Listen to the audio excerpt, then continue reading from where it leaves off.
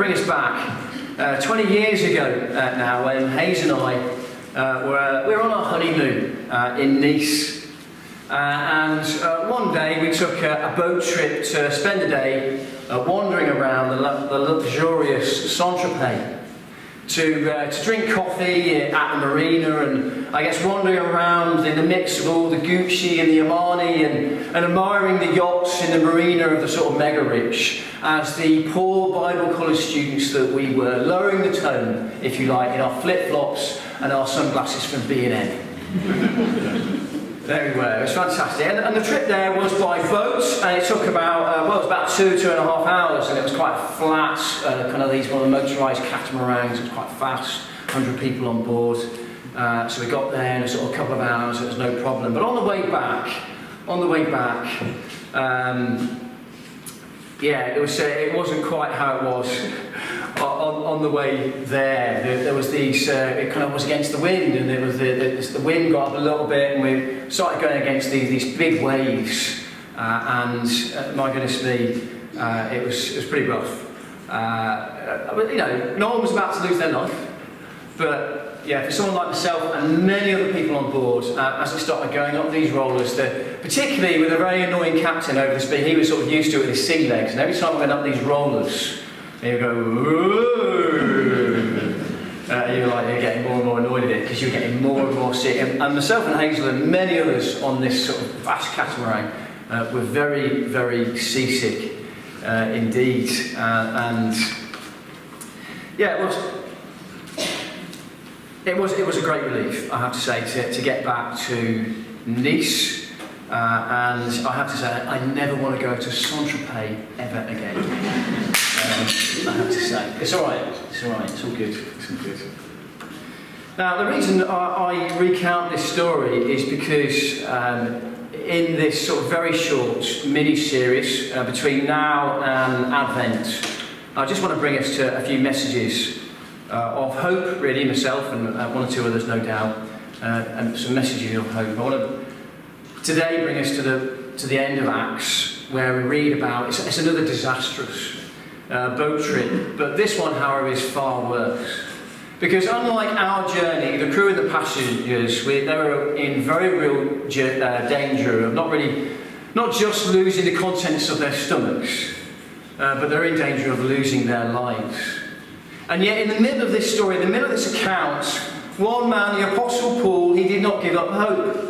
Instead, he gives a reassuring message of hope in the darkest of times, in the darkest of hours, to the crew and passengers, a message that applies to our lives too.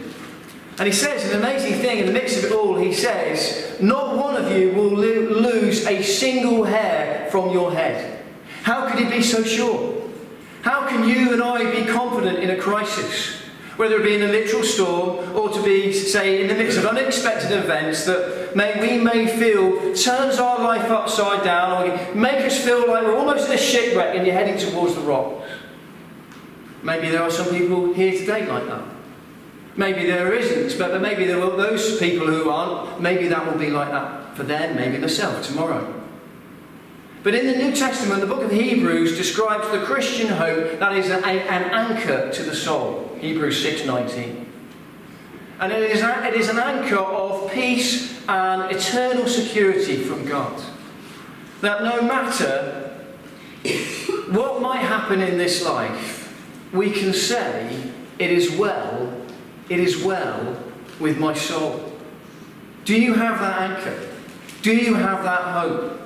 You might want to ask yourselves, say over the next 20 minutes, I'm going to do this reading, this dramatic story right now, very shortly, and over the next 20 minutes as I'm speaking, you might want to ask yourself, do you have that? Do you have that anchor? Do you have a peace and eternal security from God? And if not, the answer is no, then what is your anchor? What is that gives you peace? What is it that gives you security? And will those anchors in your life, will they hold? We need to remember the context. It's after Jesus' death and resurrection, and we looked at Acts a couple of years ago, the first part of Acts anyway. And we knew from there that Paul's always getting in trouble for sharing the gospel, the good news of Jesus, and now he's really done it. And now he's really in trouble, and he's under arrest in Caesarea, and he's facing serious charges brought against him by the Jewish authorities in Jerusalem.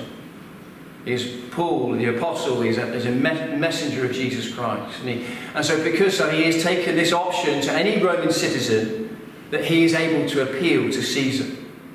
And so along with other prisoners, he's off to Rome by ship to stand trial to face the Emperor Nero. And this is what happened. Let's read Acts chapter 27. Again, there's many verses, but it's a dramatic story, so just hold on to the ride. Anyone want to sit back? You might need it.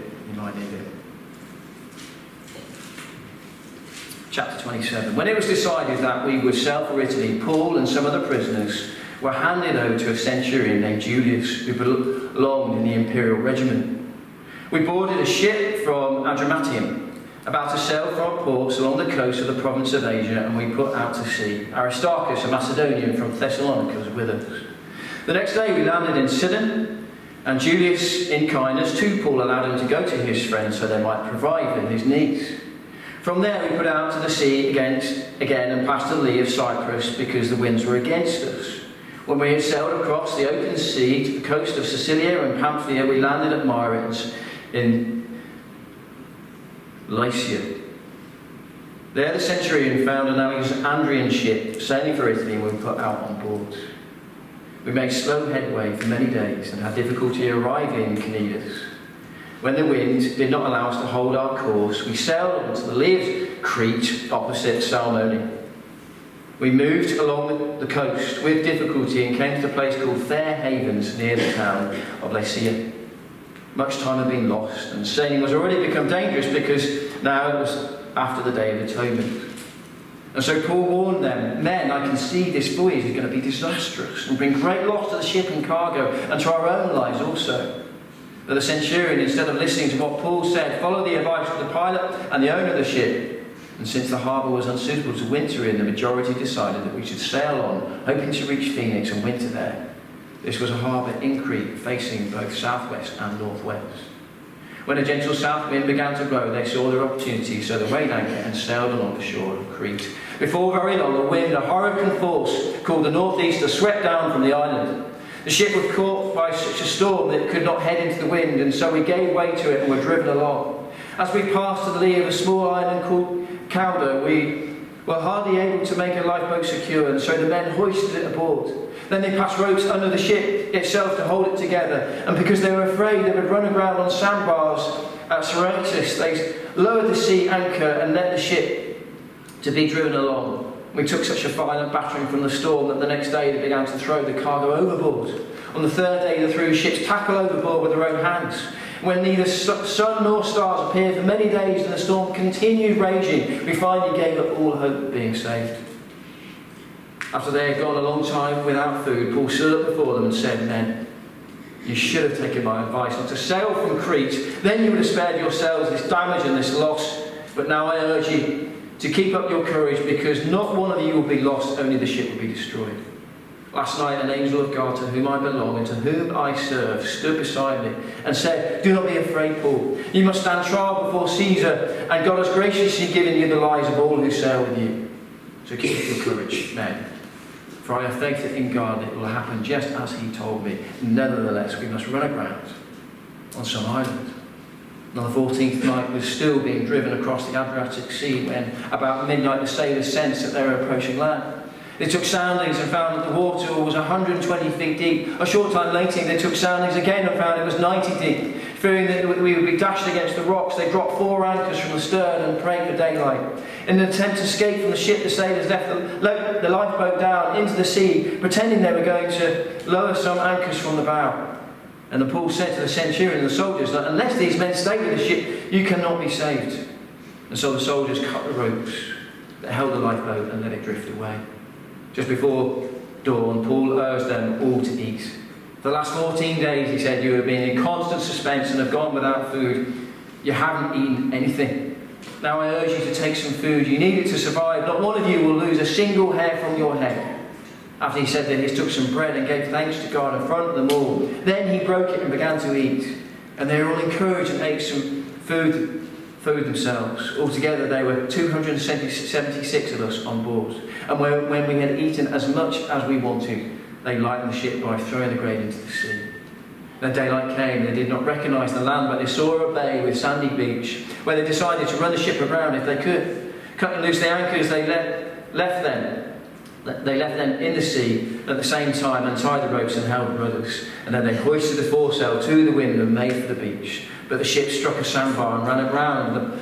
The bow struck fast and would not move, and the stern was broken to pieces by the pounding of the surf. And the soldiers planned to kill the prisoners to prevent any of them from swimming away and escaping. But the centurion wanted to spare Paul's life and kept them from carrying out their plan. He ordered those who could swim to jump aboard first and get to land.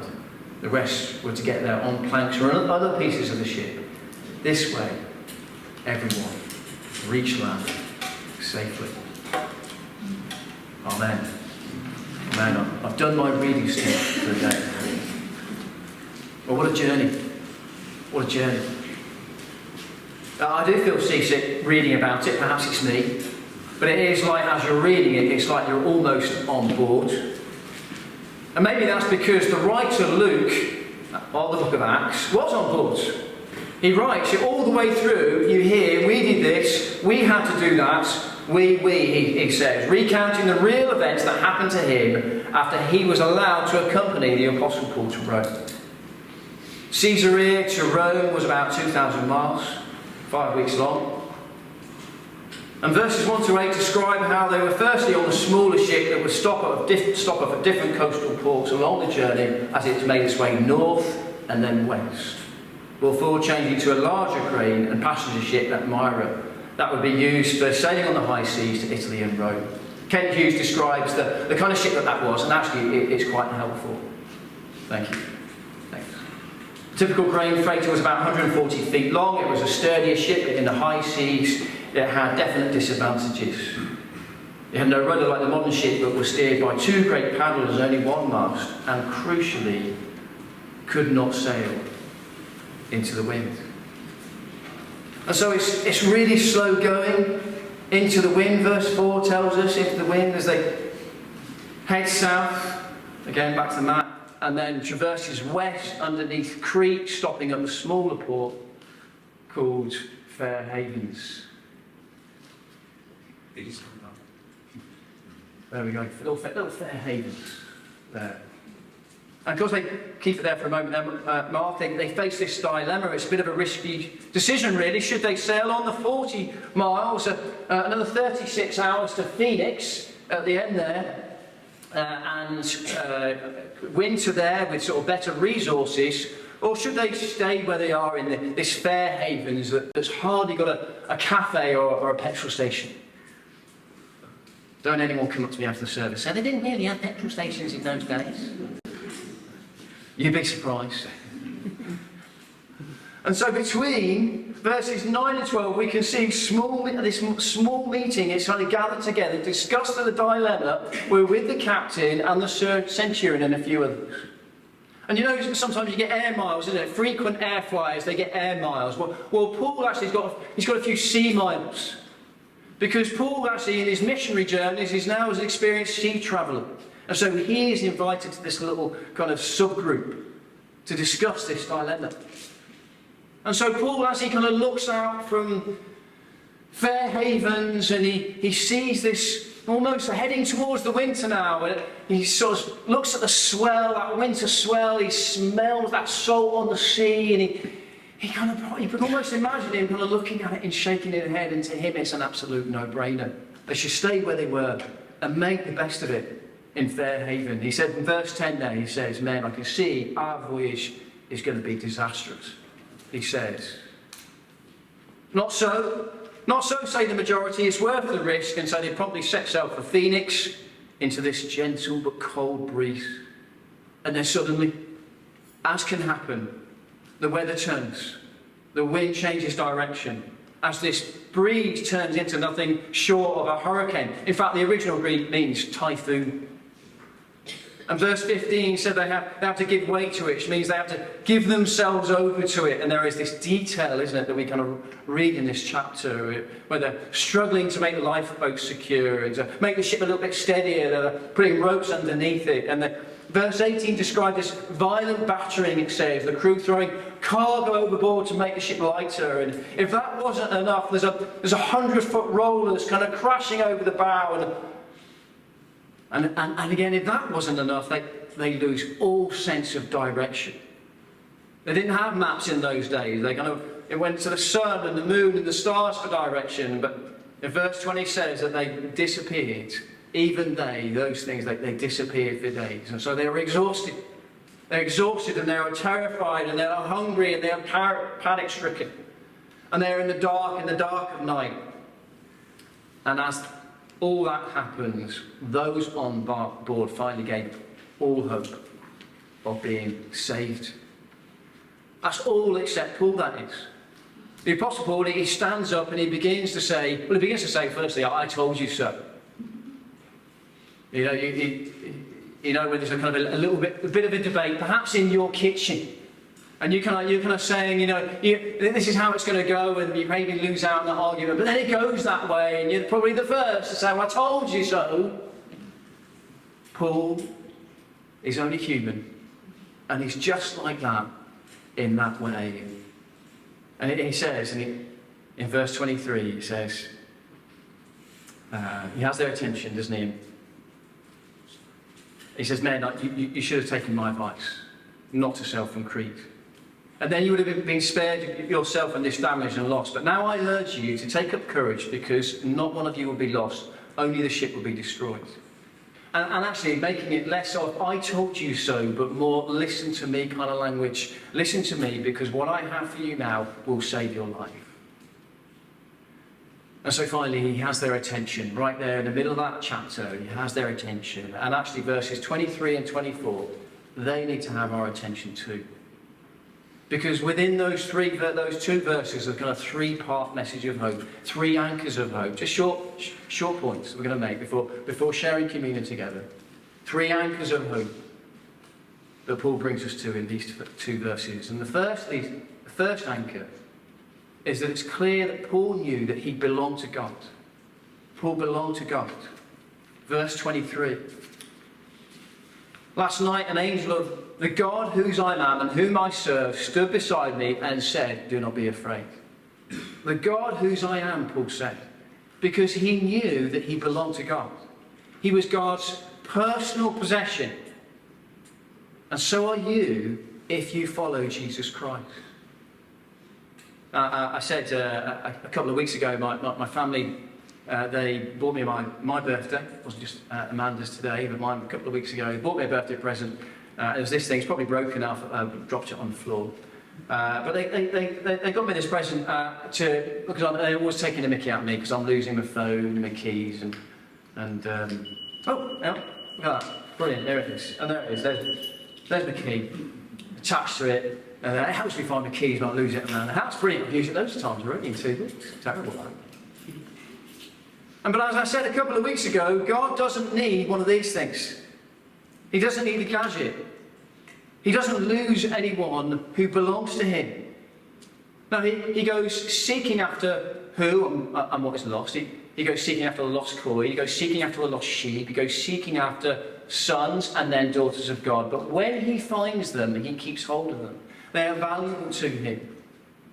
And in 1 Corinthians chapter 6, Paul reminds Christians how valuable they are to God as sons and daughters of God. He said, you've been bought at a price. And of course, it's a great price.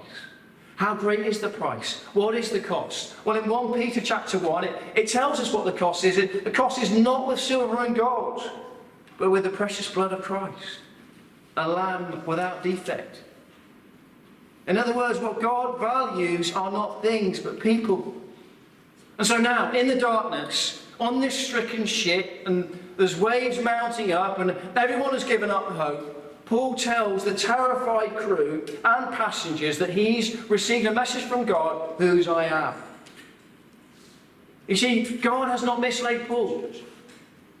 Paul didn't suddenly pray and God go, oh, there you are, Paul.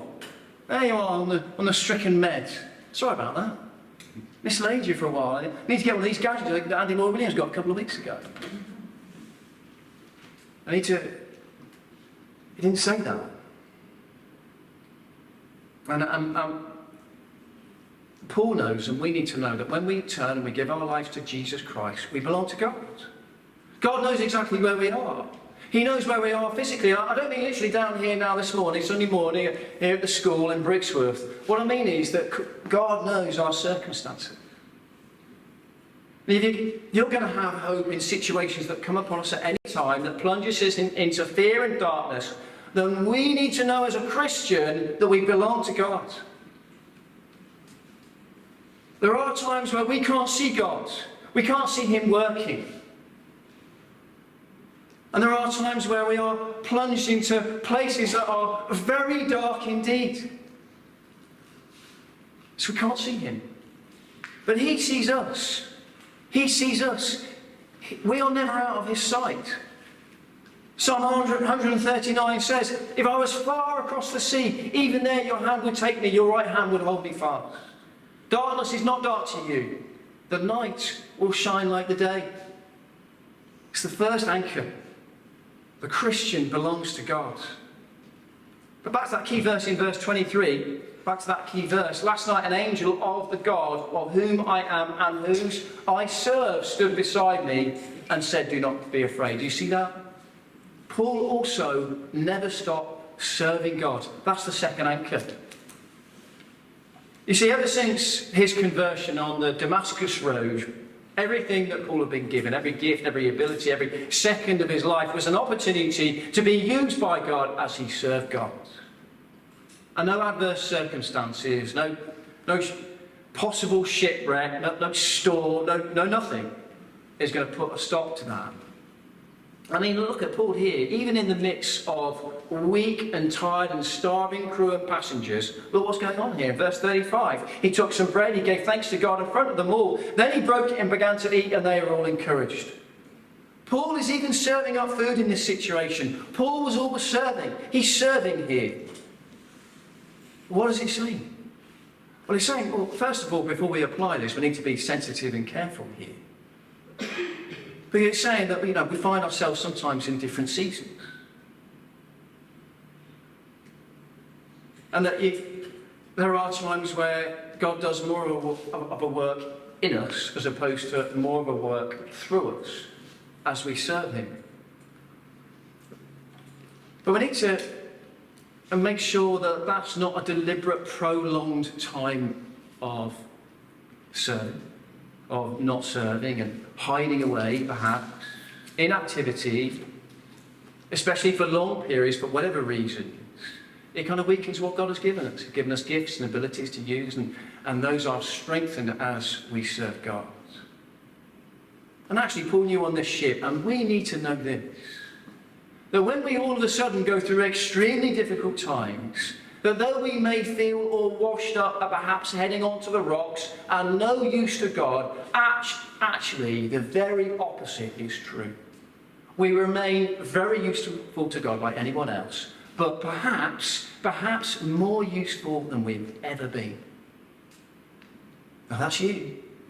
You will be inspiring other Christians around you. You will be encouraging non-Christians too. This is your moment. Seasons of comfort and times of comfort and ease are simply preparing us for these moments. So you need to remember the Old Testament book of Esther. That's what you need to do. It's a great book, Esther, who had heard of this plot to kill the king and kill God's people. A plot of people who had the king's ear, and she knew that she had to tell the king. An act in itself that means that she would be killed if he didn't take kindly to what she said. But she knew that she had been raised, it says, raised up to such royal position at such a time as this. Esther knew that she had been raised to a royal position at such a time as this. And that, you're going through a difficult time, and that might be, again, as I said earlier, it might be that you're absolutely fine right now, but in a few weeks' time that might happen. Then you will need to know that you're being raised up for such a time as this, and maybe you need to perhaps preach that to yourself, or pray that maybe on a walk somewhere. Pray, Lord, give me that courage to know that you will use me as a son and daughter of God in this times. For you have placed me in raw position for such a time as this. So help me to trust in you. It's the second anchor. It's the second anchor, but it leads on to that third anchor. The second anchor is serving God. But the third anchor is trusting. It's trusting God. Trusting God because Paul is given a promise by the angel, by God through the angel, to trust. It's worth noting that when you hear the words "do not be afraid" or "do not fear," that's an expression that's very used widely, probably the most widely used expression in the Bible, used 365 times. It's an expression to engender trust and faith. And here it's no different. It says, doesn't it, in verse 24, "Do not be afraid," the angel says to Paul. "You must stand trial before Caesar, and God has graciously given you the lives of all who sail with you." You see that? In other words, he's saying, Paul, you and passengers, you're going to get through this moment here. This is not your time to depart this world and go to be with God. You're going to survive this one. But they would have to trust. Trust in God's promise here, by God through the angel here, but trust that God is sovereignly ruling this universe, sovereignly rules over the very details of our lives. That's one of the whole dynamics of the whole chapter, isn't it? When I was reading that chapter earlier, you must have thought this is so detailed. And of course, this is from Luke. Luke writes in a kind of style. Luke writes in a very detailed style. But it's also this. It's also that we can trust that God is absolutely in control of the details of our lives. And yet, mysteriously, somehow that's the way he's made us, yet we have to make choices. Choices. Because as we're here together as a church, and we're joined in different ways with our blood families and wider things that we're connected to, we're joined by so many areas, and yet God wants to make us to make our personal choice. He wants a personal relationship with all within the unique circumstances that we find ourselves in. And that's why at the end it says in verse 33 and 34, they all make it to shore safely, but in different ways. You see that some swim, and some are on pieces of wood, and some are in other ways. And you can imagine that, can't you? We've got our own piece of wood, so to speak, to jump on. There's only room for one. There's only room for one. We have our own journey of faith that we've got to go on. And sometimes it can feel like you're only sort of hanging on by your fingertips. Sometimes it can feel like you're sinking. But it's only by trusting in the promises of God. Trusting and obeying, trusting and obeying, trusting and obeying, knowing that God will overrule, that He is sovereign over our circumstances, sovereign over the very detail of our lives that we trust and obey. That will keep us going to safety. The ultimate safety, which will be when we breathe our last in heaven itself, when we come to be with God and His people forever. And so until then, working back from what we've been thinking about this morning, trusting and obeying, that's what keeps us afloat. Serving, knowing that we're always used by God, particularly in times of difficulty, and also that we belong to God. If you're a Christian, you turn your life to Jesus Christ, you belong to Him. He's yours, you're His special possession, you're in His family. You belong to Him because you have been bought at a price. And that brings us to the communion table.